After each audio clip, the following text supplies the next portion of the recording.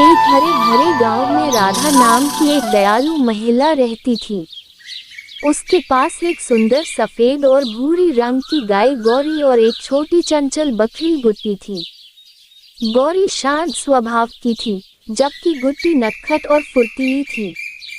दोनों एक ही आंगन में रहती, एक साथ चारा खाती और एक साथ खेतों में घूमने जाती। धीरे धीरे वे सबसे अच्छी दोस्त बन गईं। गौरी अक्सर गुट्टी को अपनी बड़ी बहन की तरह संभालती और गुट्टी हर समय गौरी के आसपास मंडराती। अगर कोई उसे तंग करता तो वह सीधी गौरी के पास दौड़ती। दोनों का ये प्यार पूरे गांव में मशहूर था। एक दिन गौरी और गुट्टी खेतों में चर रही थीं। सूरज चमक रहा था और मौसम बहुत सुहावना था। दोनों दोस्त मस्ती में खेल रही थीं कि तभी पास के जंगल से एक भूखा भेड़िया गांव की ओर आ गया।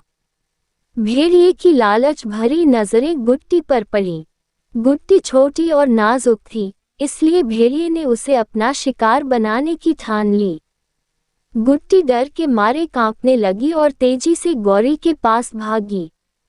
गौरी दीदी, बचाओ, गुट्टी ने घबरा कर कहा। गौरी ने तुरंत स्थिति को समझा और भेड़िए को रोकने के लिए उसकी ओर घूरकर देखने लगी। वह अपने बड़े सींग ऊपर उठाकर जोर जोर से रम्भाने लगी। भेड़िया थोड़ा ठिठका, लेकिन फिर भी आगे बढ़ने की कोशिश करने लगा। गौरी की तेज आवाज सुनकर पास में खेतों में काम कर रहे गांव के कुछ लोग दौड़कर वहां आ गए।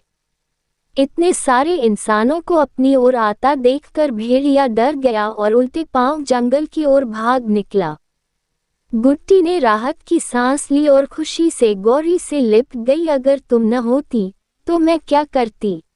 राधा भी वहां आ गई और गौरी को प्यार से सहलाते हुए बोली, सच्चे दोस्त वही होते हैं जो मुश्किल में साथ निभाएं। उस दिन के बाद गौरी और गुट्टी की दोस्ती पूरे गांव के लिए मिसाल बन गई।